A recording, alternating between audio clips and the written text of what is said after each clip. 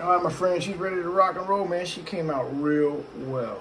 I mean, this thing is badass for a two-pill, man. So, look, I used all the same components. All I did is put the copper board in, so it wasn't that hard. I just had to take it, disconnect everything, pull it out, take it off the board. This is the old board. There's where the relay was. There's where the output, transformer, input, you know, all that stuff. But you see, right here, there's no, like you were saying, there's no ground here, right? So I didn't want to, I mean, I don't have anything to put a strip across there to get it to ground. It just doesn't work that way, man. You gotta, it's all got to be interconnected. I think about putting, you know, soldering a strap over here, but then the pill strips would be in the way. It just wouldn't, I don't know, man. I just don't like to do shit half-assed. But you also had a bad pill strip on the output side. You see right here, this is where the pill comes in. This is, you know, it needs a little bit more connection than that. There's another one right there. So I put a new pill strip in.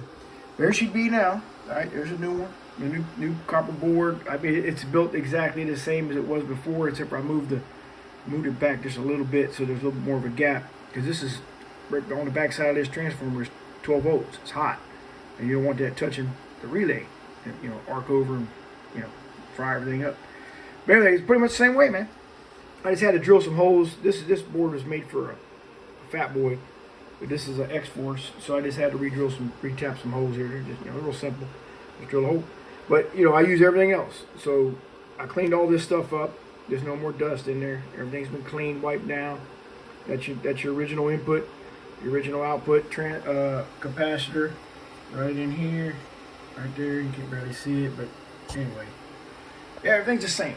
So it wasn't that hard to, you know, to swap that out. But she's working real good, man. So here's we got 5-watt slug in reverse right here. That's what my radio's doing, bird. That'll be right there. So and then we got a 1,000-watt slug going out. All right, so we'll do is what I got going into it. It's about that's a 10-watt slug, so that's about 5 bird. Yeah, about 5.5 bird. That 60 at the bottom there would be 6 bird. All right, reflect, 5-watt slug reverse. Oh, so less than a 1/4 watt. That tip marks a half, so that's, you know, right at a 1/4. And this output, again, peak, 1,000-watt slug and forward. All right, bottom scale. Got down. Oh, Lord have mercy. 300 and like 310 or 320, man. That's freaking awesome for them 2879s. Good gracious alive. Let me see what it does on bird, man. I never get much bird. All right, bottom scale. It's 100 bird. And again, this is only on 12.25 volts. It ain't 13, it ain't 14, it ain't 15 volts, you know. It's 12.25 volts. So this little thing can probably do more than that, for sure. But anyway, she's good to go. I just got to clean the fan out a little bit. That's the next thing we got to do. We'll clean this up and reconnect the fan, and you're back in business. All right, I'll see you.